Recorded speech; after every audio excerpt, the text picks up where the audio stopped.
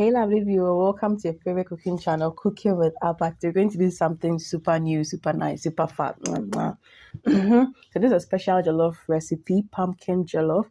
Yes, whenever you hear pumpkins, you think of Halloween, you think of pumpkin pie, but you can do pumpkin jollof as well. So if you're a rice person, you have to try this rice recipe. So because it's going to be chicken, there's chicken seasoning here. There is also some vegetables to help you season, like your onion, bell pepper. There's also the garlic, and because it's going to do sauce in there, we're going to use some pepper, onions as well for our sauce or our gravy. Yes, pumpkin gravy as well. And we're going to do it with chicken. Yes. So what I begin by doing is to first and foremost season the chicken. And like the old school chicken seasoning, you need garlic, you need some ginger, and you need some onion. And you can decide to blend this up, or you can just dice them into small pieces. Don't do your jollof and chicken one way all the time, tomato gravy, and then you do your jollof all the time, same way, same style. So you just need to dice up all the ginger into cute sizes. And for the onion too, I'm just going to dice it into very cute dices.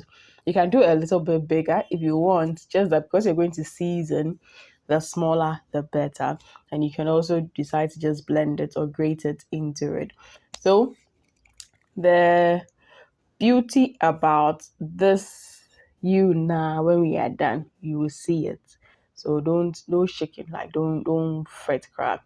Yes, so onions are natural sweetness, and so they just don't help your chicken smell good. They also sweeten the taste of the chicken in there. And mind you, you can also decide to chop in a bit of pepper. Yes. And then you add in your dried local spices in there. So because the chicken was a bit frozen at first, I made it thaw.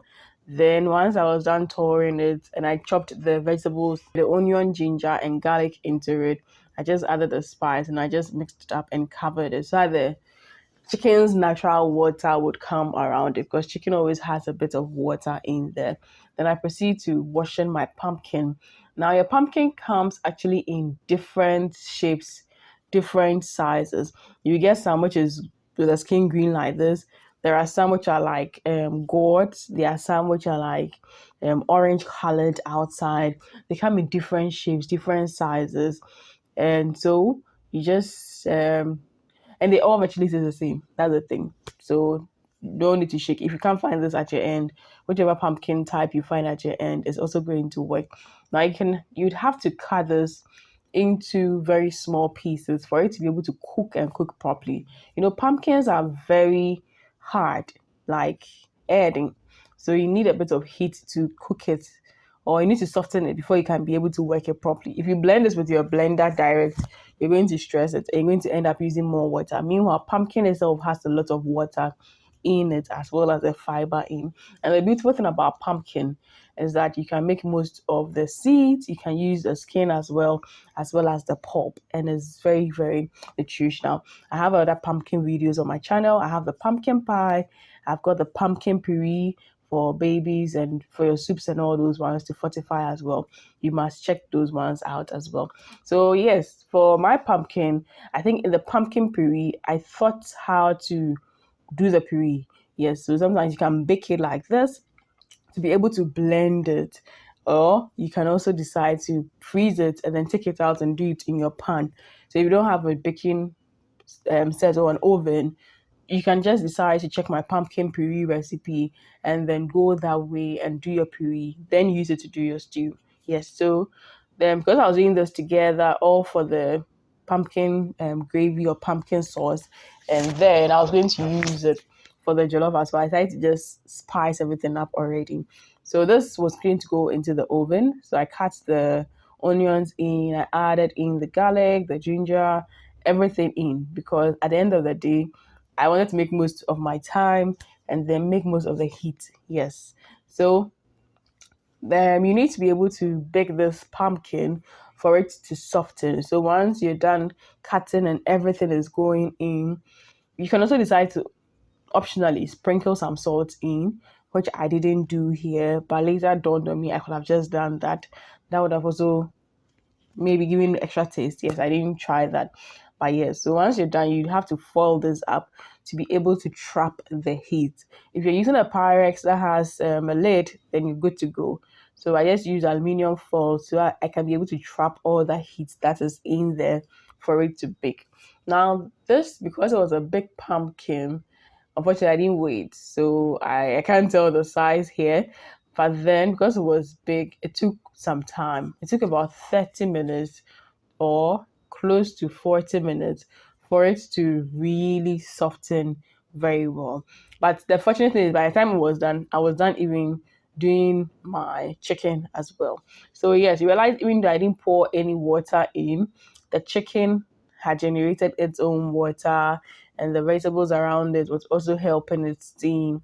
And so sometimes, yes, one thing that I have to mention here is, if you want to go this method, please make sure you divide your chicken into small pieces, because if your chicken is large, the bones will not be able to cook properly using this method.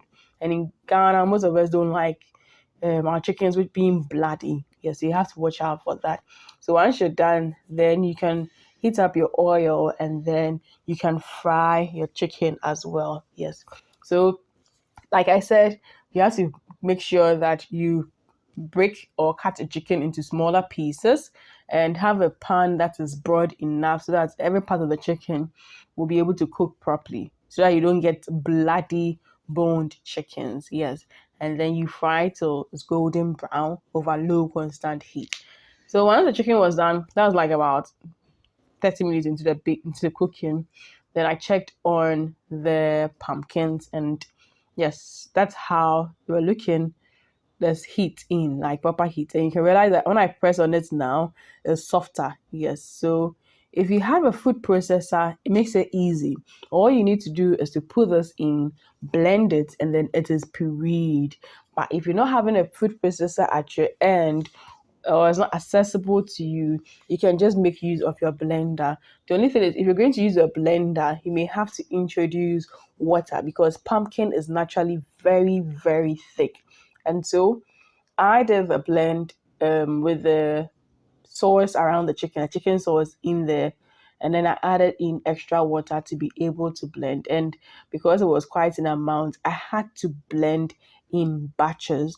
You can blend this to be very, very, very, very smooth, which is the most appropriate. Yes, because if you don't do it too smooth, it could be some way you get a bit of the fiber in, but that's okay. If not, you can also decide to get it a little gritty, but you should blend it properly, because you don't want to finish and then your seeds are hanging in, everything is in basa basa be like that, and then the fat. So yes, once I'm done, I use the chicken oil to do, because I wanted the chicken flavor all deep into it. Yes, so I poured it into it, and then I allowed it to sit and sit and sit to reduce. Yes, so I tried doing the pumpkin jollof in two ways. The first was to try and not to finish up the pumpkin base as a sauce. Then so what I did was, when it was like 20 minutes into cooking, because the pumpkin sauce, honestly, you know, it takes a long time. I dished out some, then I added the salt and the rice, and then I baked it. Yes, on my channel, there's also the baked jollof, baked wachi vibes on it. You can also check. Then that goes into the oven for about 30 minutes, 40 minutes maximum. It is done cooking. But the pumpkin gravy or the pumpkin sauce, the rest, I left it on to reduce. And honestly, that takes a very long time. That took me till the jollof was done. That was now finishing. Yes, so the 30 minutes, by the time the jollof is done cooking in the oven, the pumpkin sauce gravy is now virtually finishing up. So yes, you realize that when you do it in the baking oven, I forgot to mention, you need to do this over 180 degree normal temperature, 180 degree, for like 30, 40 minutes maximum. You should be done. Yes. And so I just mixed it up just to be sure that there's no uneven cooking any part, but it was already perfect. So that's another thing. And like I said, by the time I took out the jollof 30 minutes after, the pumpkin sauce had now been able to reduce to that amount. So like I said, pumpkin has a lot of water. And so if you want to do pumpkin gravy, please have the abotre. So yes, once this reduced, and this is gravy you can use for your stews. You can use it for your accompanying your dishes. Yes, you can use it for your jollof as well. So usually when you do this in the large quantity, then you can also store some for those other things. And then you can also do it on your stove in your saucepan, just like this, where you add in your salt, add in your rice, add in your water. For jollof there, you don't need too much water. What you need is heat. And so you put it over your medium temperature, and then you cook the rice till the water goes down. Once the water goes down, then we need to be able to trap the heat from there so that it finishes the cooking. Jollof, if you start with too much water, it's going to get very mushy. If you use too less water too, sometimes you can find your way around it.